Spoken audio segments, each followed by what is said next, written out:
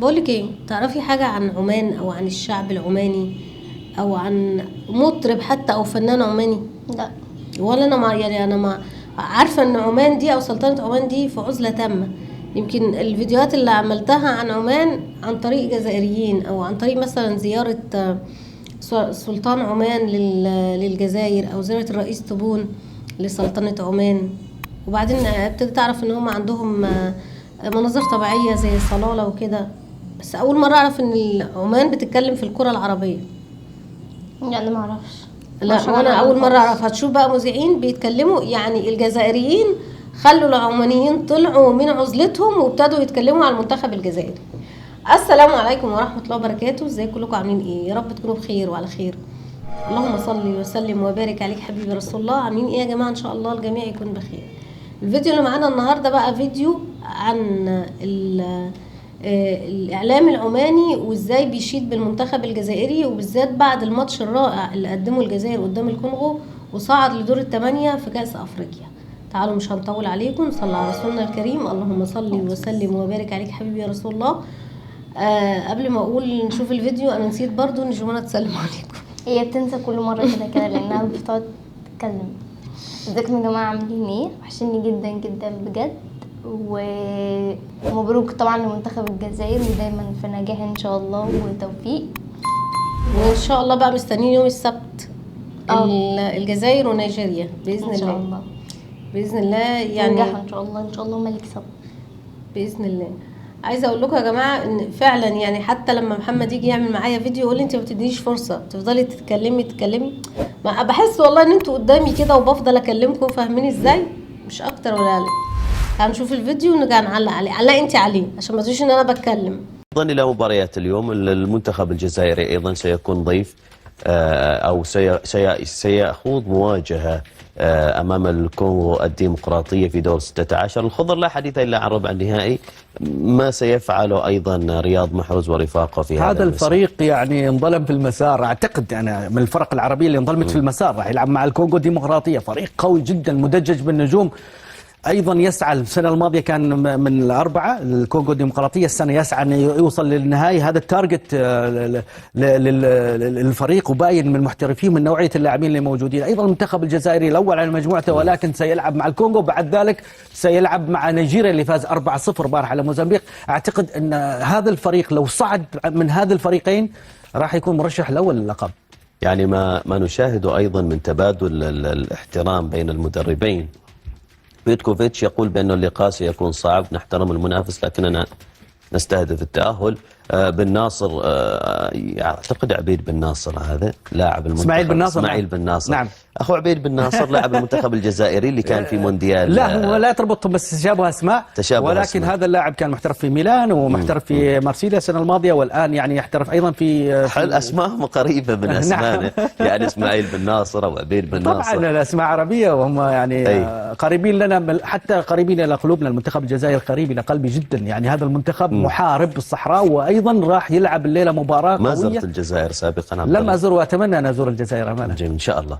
يعني بن ناصر يقول لك سنخوض مباراة معقدة وجاهزون لتقديم أفضل ما لدينا. أيضا تشعر أنه الخضر عندهم أيضا يعني دافعية، ما شاهدناه من دور المجموعات وصولا إلى دور يعني 16. أعتقد أن المنتخب الجزائري يتحسن تدريجيا، بالإضافة إلى أنه يمتلك دكة بدلاء قوية، وهذا ما شاهدناه في المباراة الثالثة. نعم، لما بيتكوفيتش نزل بالبدلاء واستطاع أيضا ببدلائه أن يفوز ثلاثة، ينتصر ب3 أهداف نظيفة. نعم، وأيضا التشكيل الأساسي. يعني أنت اليوم محرز، أي الفريق يعني مبني عليه، مبني على تكتيك معين. بيتكوفيتش لم يعني يترك الأمور كذا، في أشياء مخططة للمنتخب الجزائري. عيسى مندي وبن سبعيني، أيضا بن ناصر يعني يقوم بأدوار كبيرة في خط الوسط. أعتقد أن اليوم المباراة يعني راح تكون مفصلية. على فكرة يعني من أسبوع كامل جماهير الفريقين يتحدوا في السوشيال ميديا. أعتقد أن اليوم مباراة من العيار الثقيل، ما بس في الملعب، خارج الملعب أيضا. حجام أيضا خارج البطولة رسميا للإصابة، بعد الإصابة اللي ألمت فيه. طبعا ظهير أيسر واعد، ولكن موجود إسماعيل نوري اللي يلعب في نادي السيتي. أعتقد أن مثل ما تفضلت الدكة هي من تدعم فريق الجزائر في هذه البطولة. وأنا فاجأني أيضا قوة المنتخب الجزائري وتكتيك العالي مع بيتكوفيتش. وفريق جيد، يعني لم يختلف كثيرا عن ما كان يقدمه أيضا يعني في السنوات الماضية. بالماضي بطل آخر نسخة 2019 طبعا. نعم. هذا الفريق يذكرني بالجرينتا اللي موجودة مع بالماضي، اللحمة اللي موجودة، التقارير اللي توصل من المعسكر للمنتخب الجزائري كلها إيجابية. أعتقد مباراتهم اليوم مباراة راح تكون لإثبات الذات، وأيضا يعني لإثبات الأفضلية. المنتخب الجزائري يسرق الأضواء في الملعب وخارج الملعب، يعني مثل ما كنا نتكلم قبل قليل. صحيح. أنا شفت تقييم الدور مجموعة حقيقة المنتخب الجزائري ب9 نقاط بعلامة كاملة حقيقة، وهذا يذكرنا ببطولتين حققها 2019 و1990 الجزائر لبطولة أوروبا في بطولة حقق فيها نتيجة أفريقيا. نعم. ما أعرف أنا أرجع على أوروبا، لكن هي بالفعل يعني حقق العالم. كان المغرب مستضيفة البطولة، متوقع كان أنه يكون بشكل أفضل. هو نعم مستوى تصاعدي بشكل تدريجي وتصاعدي حقيقة صحيح. لكن الحين أنا أشوف نيجيريا مرشح كبير حقيقة في هذه البطولة، 9 نقاط حقيقة.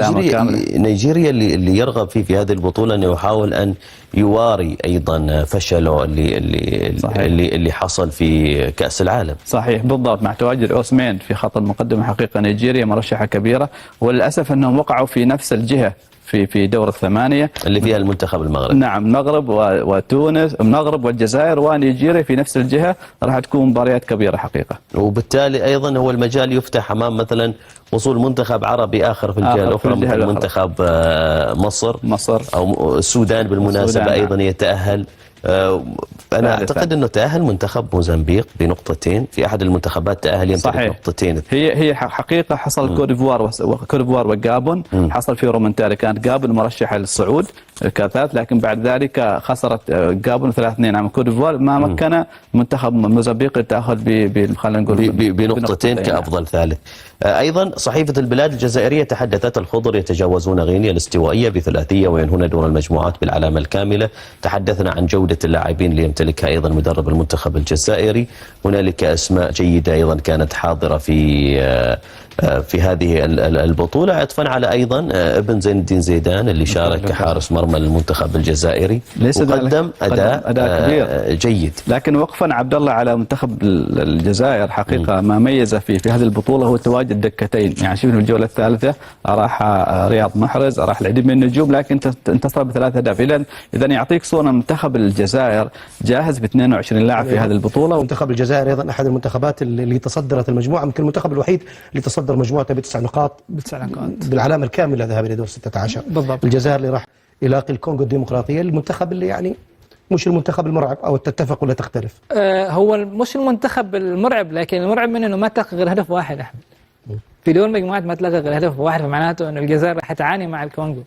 يعني خاصة إذا كان مع الكونغو نفس بنين، يعني يتعامل مع تكتل دفاع وإنه ما استقبل هدف، فهذا يؤكد إنه الكونغو أصلا يعني راح يكون صعب جدا امام الجزائر. وايضا الكونغو وصل لنصف النهائي البطوله السابقه، فاتوقع يعني رحله الجزائر مع الكونغو لن تكون سهله، لن تكون سهله بالجزائر، وعليها ان يضاعف الجهد من اجل تحدي الكونغو. معلم، حتى لما نتحدث يعني مهنا عن هذه البطوله منتخب الكونغو، ما نقدر ايضا نتجاوز المشجع الكونغي اللي يقف طول المباراه، كل الجماهير تساعده يعني في وقفه تجسيد لمعنى سياسي هم يتعلق بهم ايضا. يعني اكيد احمد، يعني فريقك وصل نصف النهائي الموسم البطوله الماضيه، فاكيد ان هذه البطوله هو يحاول انه يقف مع فريقه، وفريقه واصل لدور 16 مثل ما خبرتك. الفريق يعني المنتخب ما تلقى غير هدف واحد، فاتوقع المنتخب الوحيد اللي تلقى هدف واحد في الدور. لكن هذا المشجع مهنا اللي يعني صار رمز بالنسبه للمشجعين الكونغيين، ايقونه صار بالنسبه للجمهور. هو بشكل عام احمد خلينا نقول ان كاس افريقيا دائما ما كان لها يعني المشجعين لهم يعني خلينا نقول لك تقليعات، او انه يعني ازياء او حضور كبير في ملاعب، اكيد لها طعم خاص. لا، وتحضر له ويجهز له مكانه، وتجهز المنبر اللي راح يوقف اصبح عليه. رمز من الرموز يعني، ويوقف طول مده المباراه بالحركه الشهيره طبعا. اكيد طبعا. ومن غير ايضا ان هذه البطوله يعني يتوقع لها بالنسبه للمغربيين وايضا حتى الكاف أن تكون البطولة الأفضل تنظيميا. هل تتفق مع هذا الرأي؟ والله يا احمد لحد الان الامور يعني البطوله كلها ماشيه تمام، ما فيها اي اتوقع اي عقبات او كذا. فاتوقع انه ايضا يعني خبره المنتخب المغربي والملاعب والبنيه التحتيه اللي موجوده ساهمت كثيرا في ان تطلع البطوله بهذا التنظيم. يعني عايزه اقول لمنتخب الجزائر شكرا ان انتوا خرجتوا لنا اعلاميين عمانيين، وخرجتوا لنا عمان كلها من عزلتها. يعني احنا ما نعرفش كتير عن عمان ولا عن الشعب العماني، ولكن في ناس كتيره جدا زارت عمان وقالت ان هم شعب طيب. والله كل الشعوب العربيه شعوب طيبه ومحبه، بس تحليلهم في محله. يعني بسم الله ما شاء الله منتخب الجزائر، يعني منتخب الجزائر المنتخب الاساسي والمنتخب اللي قاعد على الدكه البدلاء، بسم الله ما شاء الله. يعني ربنا يحفظ الجزائر واهلها. وبجد لعب الجزائريين خلي الحجر ينطق بجد والله، يعني فيديو حلو جدا بسم الله ما شاء الله. يعني ودايما على طول كده نتكلم عن الخير، باذن الله بقى مستنيين يوم السبت نتكلم عن بس انا بالنسبه لي انا يعني راضيني قوي الماتش بتاع الجزائر والكونغو، بسم الله ما شاء الله.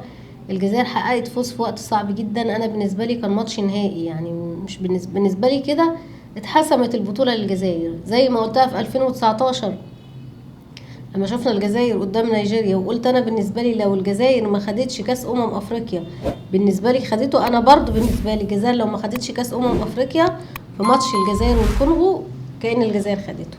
يا رب الفيديو عجبكم، ويا رب كده من نجاح لنجاح، والسلام عليكم ورحمه الله وبركاته.